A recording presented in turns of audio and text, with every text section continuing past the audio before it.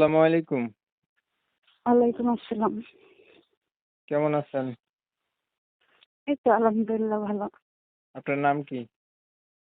জান্নাত, কোথায় থাকেন আপনি জান্নাত? কচুয়া। পরিবারে কে কে আছে? পরিবারে কেউ নাই, আমি খালার কাছে থাকি।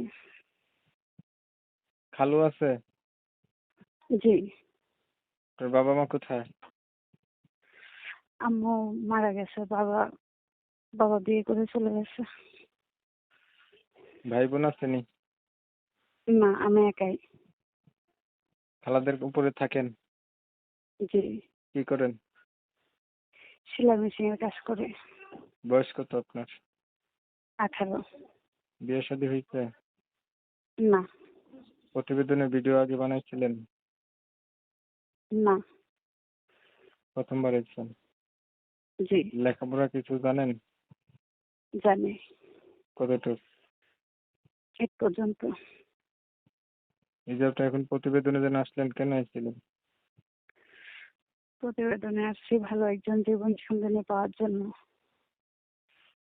কি করবেন ভালো জীবন সঙ্গী পাইলে?